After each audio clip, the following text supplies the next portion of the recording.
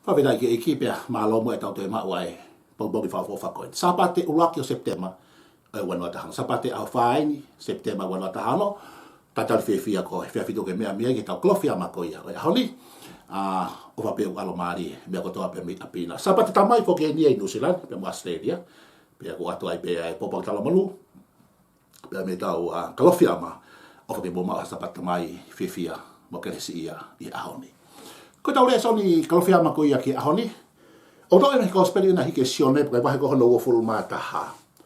Te ulau pe e ves ko ia a hono tahanima ke te fito ai e whakakau ko ia o ahoni. Ko rea soni fokia o to ia pe mesione vai wa taha porque ves no tahanima o ali foi pe ves ko hono o fulu ma balu. Ka ko e o hifo ke tau taimi ko pa ke ulau pe sione vai wa taha porque ves ko ia hono tahanima. Te ulau te pa ki motua ni ko ia au wesi. Pesa no tahani mai ni so de wataha pe hire nau kai pe rea si suka Simone Pita Simone ko foha so nasi ula ya ke ho ofa ye te au ye ki nau doluni pe talange e ia ke te ia io eiki o ke ilo o ko ofa ke te koe pe le pe ke te ia fafanga e ko fangalame tala no ilo au pito ni tala noa mo au pito ia ko hire ni ko ia ai te tu ko asi su pe ne ha holoi ni fo matala ke asione wataha tal mai na whakaha e si suia i he tahi o taipiri o. Ko tahi ko ni o kuhinga ia, ko tahi kāre ripe ia, ko luke mahe no ni mau kasi ko tahi o kena saleti, pe a ngāke lewe e mātipa mo māke ai lea ko tahi kāre ri. Ko putu tahi kātoa ni ko kono whakarea pe o nei ka kuhinga peke putu tahi tatau, o kuhinga peke tahi kāre ri. Kena saleti, tahi kāre ri, taipiri o kuhinga peke whitu peta. Ka whakarea, he ngai whakarea ke. Hake peke tau whenga mea, kai tonga ue ngai hingoa whakatentene, ngai kolo, ngai wheitu. Ka hono whakarea pe o nai he ngai hingoa whakatentene. Ka kuhinga peke whi wheitu peta. Ko hate i ho gui koe sila pe lua, vai ko atere, koe whuka mana mo ui. Koe hai ngai hingoa, ka koe kuhinga peke whi wheitu tatau peta. Take, tatau ia pamboe ni, Kena sareti, taipiri o, tai kāreri, unga peta. Ai ko te tu ena siso, pea koe tahen ene ngahi whakaha ia ke ene ka wākonga. Mana ko te tu asiso na whakaha loi he ahe whango fulu. Aka ne whinga ke prove kuos te tu ia pa me he pekia. Pea ko ne whakaha ni ke ene ka wākonga, ka pau te ke whaka lau mami ke sino ulua kia so ne wataha, ko ne whakaha ni ke ka wākonga, ko pitani pa me ka wākonga e nao gofa e nao tautai. Pana hake me koe ki uta, o mahui ngau pitoia. Koe whehu ene koe asiso, ho tonga koe e nau kai. Pea whehu e koe si su e rea koe, ne? Koe si lawe i be koe whehu i nei tolu. Tāre si suka pita e pita. Foha o se mwande, oke ofa e te hau. Tāre lewa e pita. Eki, oke i ope uko ofa e te koe. Tāre lewa e si su he pestahani ma whawhanga e ku whangalami. Koe whehu e si su nei tua tolu. Nei tua tolu atu koe kia pita. Koe tāre me bea pita koe meta tau pe. Io eki o ofa e te koe. Koe whehu koe koe ofa. Koe petua si su. Oke ofa ia te au, koe ofa ia. Pehe mai rewa pita, eike, oke ilo o koe ofa ia te koe. Koe ofa ia, Koe taha pe e tau whainga polo parema o lea whakataunga, koe tau unga aki pefo i lea tatau. Ka koe lea karisi, koe ulaki lea ne hiki ai whakawa who'ou, o ko uhinga kehe ia. Pea te whenga ki o hanga o whakamatala i atu, ke mahino e whakakaukau e ahoni. Koe whenea unga ke sisu, Simone, o kuke ofa ia te au, koe ofa ko ia, koe rea karisi ia, koe whuirea koe akape. Whuirea tau mau koe tau, ni liu whakatonga koe akape. Toko lahe pite ni o whakahingoa koe akape, pe koe akape la, o kuhinga ia koe ofa whakaotua ia. Koe whui tāre koe o mai koe pita, io eiki o koe ofa kia te koe, koe whui ofa koe ia, koe rea karisi ia, uhinga koe whilea. Uhinga ia, koe ofa ka koe ofa whakakainga. Hange koe ni. Koe uhinga ho ofa ia toko taha, koe hiko toko ua koe tau kete, mehitanga ko whaetangata.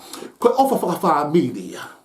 Aina ngaki e pita ai hui whakarea koe ofa ka koe ofa whakakainga whileo. Ngaki mai si isu ai whakarea koe ofa koe koe akapela, pe koe ofa whakaotua ia. Tuo tolu foki, eke atu. Eke atu talima e pita. Ai koe ho whakarea koe taha, na ikaike naki i whetau lake. Nei kake na pita laki asi sui pa mo pita. E kia te si sui he akapela, talima e pita he file, he ofa whakakainga. Pea ku mata o kia ngai taimi taha o lotu, o ki lahi au pito ai tae mahino. I kai ke whaha whetau laki. O koe ai rea ai toko tana ni pea. A si ngai ho tae mahino, pea mo o tae ako. Ko taimi o na kompaini mo me aua koe ni. O ki whainga taa au pito ia. ke te hua toha mama. Pea ku mi ki mi lahi lahi, i he lotu pa mo siasi. O ku asi ngai ho o tae mahi no, tānaki mai pia mo ho tae ako. Pea ku hangai koe lau, koe skulu mutu. Pea koe skulu mutu, o koe ai mutu, koe mutu haki ki olunga. Huinga koe mutu koe ki olunga, koe mutu haki he form 4, mutu he form 5. Ku ki mutu hake pe ko lunga ko silava pe hayaka ki mutu hatu pe he sivi nusila o koe whainga klasi mutu au pitoi lalo mutu au pitoi ko GPS a pe pe ke mutu ai pe koe ke lava ia pe ko whainga klasi mutu skulu mutu ko ke iai ka ke wha apolo parema o lotu ko tae mahino pe mo tanaki ai pe mo tae ko kapana ai pe ambia pe ta e ki ori ai kai pe ke na fitau lake whainga to si tu he akape tari mai a pita ia e whileo. Tā whitu beka tahama peteki.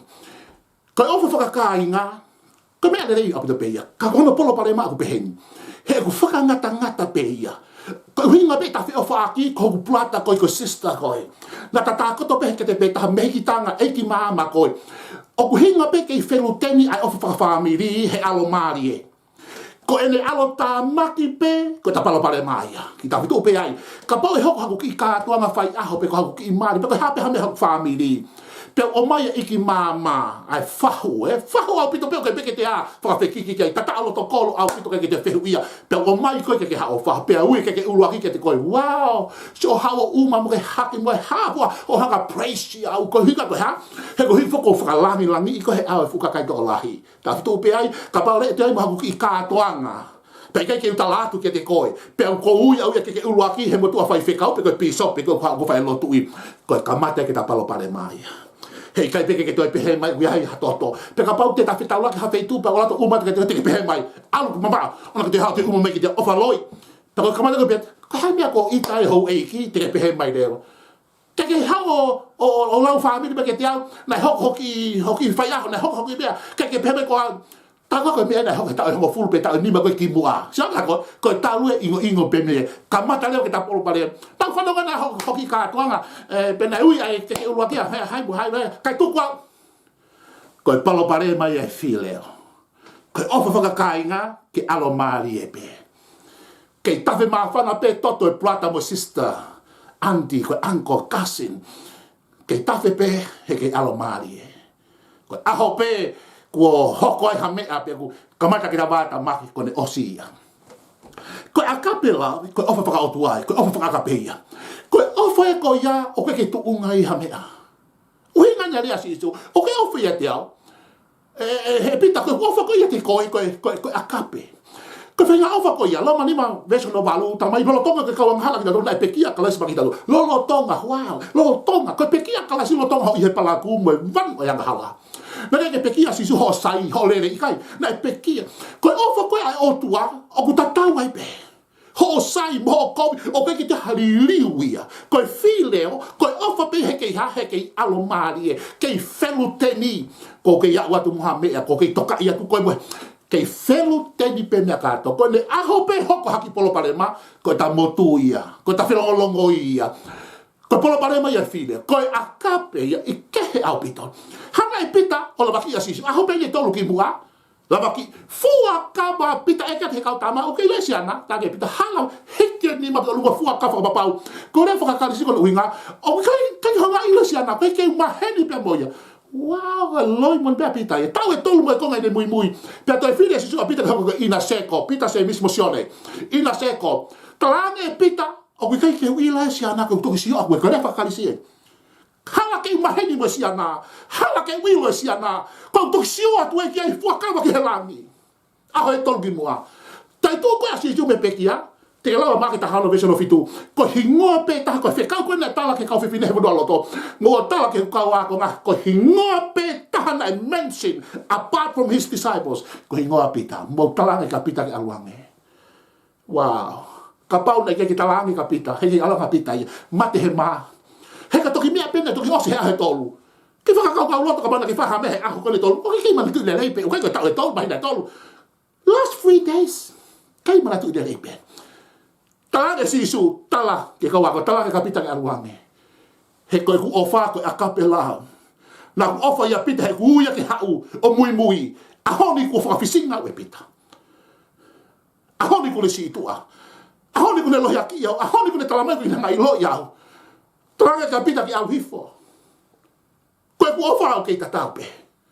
Tatau pe hene mui sai mai ki te au. Aho ene whihala ki koe akape love. Never change. Pita, au ki ofa ia te au. Tāne pita eiki, io, ki iloi ko ofa ia te koe, whileo. Koe nā tūlai oi whileo, ofa whakakainga. Mena e whila pita. Na ifo pene mui a sisu ko sisu. Alo maari e whanongo malanga. Io whawhanga ke māmo i ka, kaia pita. Ke alo maari e pe. Aho pe e whainga taa. Aho pe whepaki mo e palo pare ma. Ko holo moia pita ia. E kia te sisu uruaki. E kia tutu o ua tali me pehe whileo. To e kia tono tu o tō lupa ta mai meha. Toki tangi a pita. Oh! Toki mahino ki a pita. Whafi whiri whuka pita. Ko te hui uruaki. O pia i o whaita kai tu atu. Ki whakakau a pita. Mata o kue mea loloto. Toka hame kia. Ki ka tua tolu we. Hei fui whaita tau. Do you love me? Do you love me? O kio whaite au. Toki o ole waki a pita. Pera toki te tau ki whakahosi. Io eiki. Ki ilo ko ofe te koe. Sapa te tamai o Nusila. Pea mo Australia. Tala manu atu ke ngai tamai. Ka koe whatu ia whakakaukau e ahoni. Ngai tamai. Koe ulu ki tatoe whamiri. Koe taki tatoe siasi. Api ngā aue. Pure anga. O tau iai. Koe mea o whie mau he ahoni he society. Ko hata mai. O kia e ofa. Ka koe ofa i he whileo. Koe ofa he akapelao. Mau e savea pia me Amerika koe whanau hopo ki hala. Whakatupu ngai palo palema. Hiku ki plisone. O whakatolo pe he ahoni. Koe hao. Pia me whamiri mau mau. O ki kai ki hata mai. Koe tangi a masiva wangu taha e tōtanga tani. Koe kai ki hata mai. Ia loto whare. Whamiri ko mau mau. Broken home. Toi mari e tamai, toi mari e whaika hea e whanau. Tumua ke ure atu ke te koe hea honi. O ofa atu a sisu ke te koe. I he ofa o kei koe whileo. Ka koe ofa koe akapela. Peko ke tahui ke o tuao, peko ke situa. O kei ke lava i o liriwe atakai. O kei ofa tu pea sisu ke te koe. O ta tau e mha atakai ke iai. Talavou, peko e whine mui, peko ha whanau. Ko ke paia hea honi, ko mati ho tamai peko he. Ta tamana hongo matua mata ko e honi ko e hawha mahi ta kia hao tamai tu ke urea ka ti koe me sa me ua fitu hongo fulu ka li ake au he tamai me whae e toha ke si hova o ke ho tamai ta koe tamai ofa ta koe tamai ko ia o kune ofa ke te koe i he akape o ta tauai pepe koe ha ho atakai o kune kei ofa te pe ke te koe si tu ho family si tu ngai kau ngamia pala ku ia pa na fuli ki ban ho mo'i tau mua mare ho whanonga. Ko hongo rea ka lofi amahe ahoni. O kia toko taha. O kei ofa tu peke te koe. O kune kei turi muia tu peke te koe. Pea ofa tu a sisu ke te koe ahoni. Ko ofa ia kumooni. O kai koha ofa laupe. Kai koha ofa ia he alo maari e pe. I kai. Koe whire o ke alo maari e pe. Ko ne alo tāmaki pe. Koe finish ia I love. Ka koe akapei. Koe akape love. Ta tau ai pe. Ta tau ai pe koe haho atakai. Okay, tuli mui mau pe ai ofa ia. Ai tua. Ngai tamai, tumua koe ofa ia whato tau manawa. Hau pe wahame o ke fōai ho whamiri he ahoni. Si tu aho mari. Si tu ai whanau. I hame o whai ai fō he ahoni. Tumua ki tau mai whai ngā ofa koe ia. O wei koe whileo. Ka koe akape. E tamai koe ulo tu ia. Ala mai mua lau mare madani. O mai mua ofa whaka o tua ke mau inas. Pe tā perina ngai tamai ko tobe New Zealand Australia. Lang lang ia bia fena si so ko alam famoi.